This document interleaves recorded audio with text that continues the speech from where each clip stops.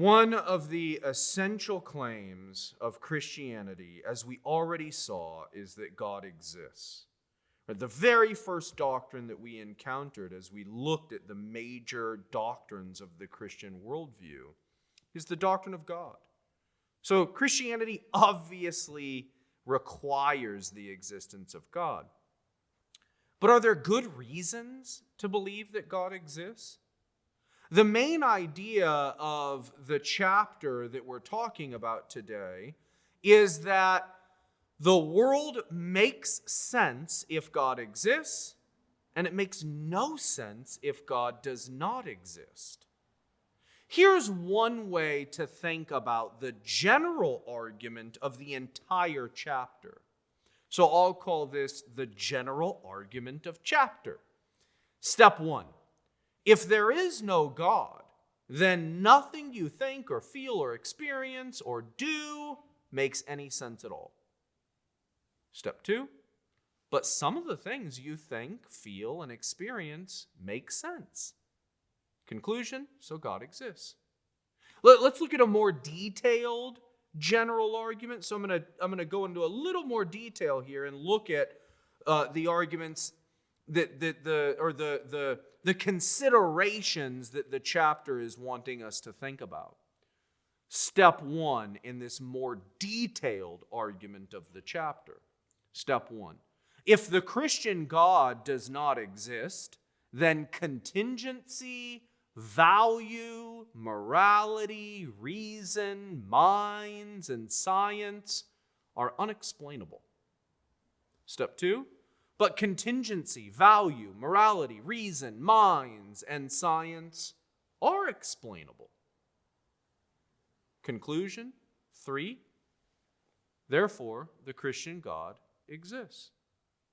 Now, I actually think that there's an argument for God's existence from literally everything. That is, for everything that is real, there's an argument for God's existence from that thing. So while our author is right to focus on the things he does, it's a great chapter, it is possible to focus on anything in the universe and show that it points to God. Okay, we're going to return to an important principle that we talked about earlier. Remember this principle? I called it the content principle. The content of someone's claim or belief determines the method by which we discover its truth or falsity. It's a slight variation on it, but it's the same principle basically. The content of a claim determines the method by which we figure out whether it's true or not.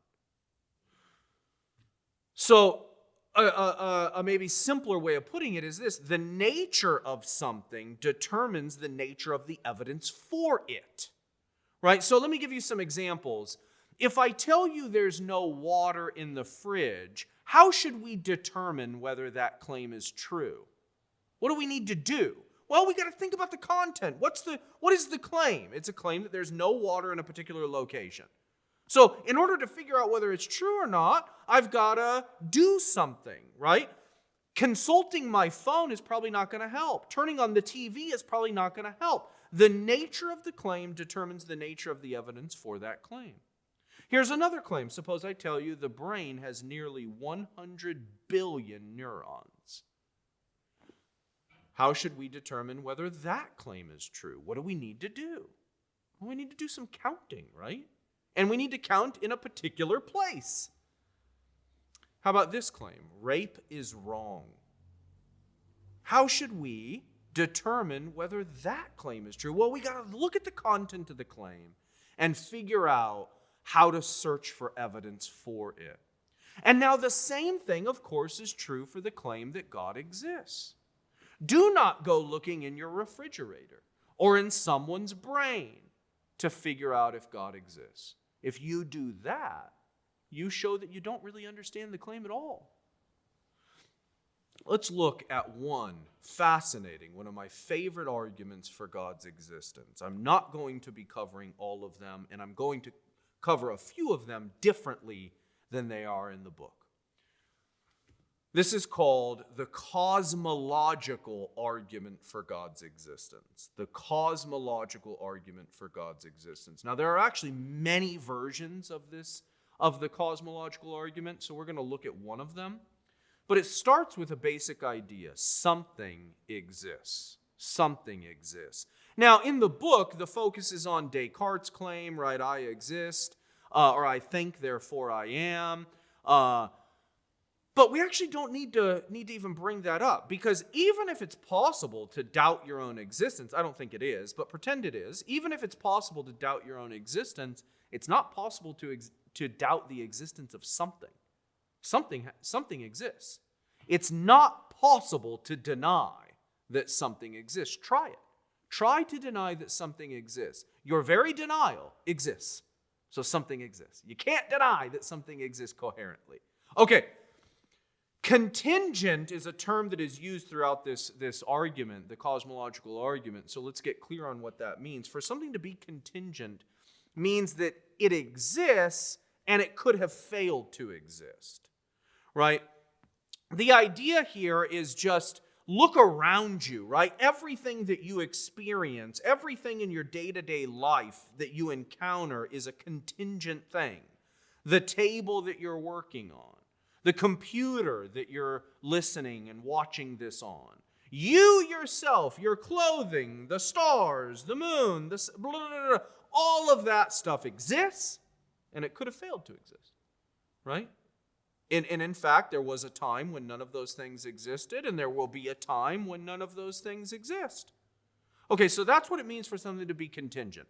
Now, I'm going to give you a simple version. It's more complicated than what you have in your book, but it's still a simple version of the cosmological argument for God's existence. And I'll comment on premises that need a little more explanation. Premise 1. If something is contingent, that is, if something exists and could have failed to exist, then its existence is explained by another. Okay, so the idea is this. Contingent things have to be explained. Their existing needs to be explained by some other thing. That's the idea. Okay? Not very controversial. Step 2.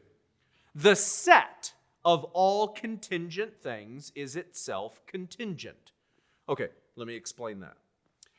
The set of all contingent things, that's just the collection of everything that is contingent. So that's going to include you, it's going to include me, it's going to include our clothes, it's going to include the trees, it's going to include the table, the computer, the sun, the moon, all of that stuff, right, is going to be included in the set of all contingent things. And the claim is that set itself is contingent. Now, some of you might be familiar with a certain type of fallacy, right? A fallacy of composition. And so you might be worried that we're committing a fallacy of composition here. We're not. This is easy to demonstrate. If a set contains all and only contingent things, then the set, of course, has to be contingent. Here's how to show this. Well, if the set contains all and only contingent things, then that means each and every member of the set is something that could fail to exist. But if a member of a set fails to exist, then the set fails to exist. So the set itself must be contingent. That's just what it is for something to be contingent. It exists and could fail to exist. So the set exists and it could fail to exist. Okay, so step 2, the set of all contingent things is itself contingent. 3, therefore, that set, the set of all contingent things, has to be explained by another. Right? That just follows from premise 1 and 2. Therefore, the set of all contingent things has to be explained by another. Premise 4. Now, nothing in the set can explain the set, right? Otherwise, you'd have a kind of a vicious circularity, right? If you have a member of the set explaining the existence of the set, then that means that member explains its own existence. But remember, we already said that a contingent thing has to be explained by another. So that would be a violation of that principle of premise 1. So nothing in the set can explain the existence of the set. So 5, therefore, the set has to be explained by something outside of the set. That is, the set of all contingent things, the collection of all contingent things, has to be explained by something that is not a member of the set of all contingent things. 6, therefore, something non-contingent explains the set of contingent things. 7, and we're done. 7, therefore, there is a necessary being that explains everything else. And that being is God. So here's the idea. Remember, we've got our set. It's the set of all contingent things. What's included in the set? Every single solitary thing that exists but could have failed to exist. That set has to be explained by something outside the set. So the thing outside the set can't be contingent because everything contingent is in the set. So the thing outside the set is non-contingent. Well, what does it mean to be non-contingent? Well, it means to exist but not to be able to fail to exist. That's a necessary being. Remember, we heard about necessary beings earlier. So that means the necessary being is the explanation for everything else that exists. And that being is God. So notice that this is we've shown one of also the major attributes of God. God is necessary. It's not possible that God not exist. That is one of the ways in which God is completely different from everything else that exists. Now, this argument fits nicely with the Christian worldview. Since the Christian worldview maintains that God exists, that God is necessary, and that God is free to create or not create, which explains the universe's contingency. The universe is contingent because it exists, but didn't have to. It's the result of a free action of God. Think about this. This argument shows us that existence itself, just your very existence, the tree's very existence, your shirt's very existence, the table's very existence, ultimately points to God. God explains the existence of things that require explanations for their existence outside of themselves. Anything that requires an explanation for its existence outside of itself is ultimately explained by God. God alone is self-explaining because God is necessary and God is ultimate. God is absolute.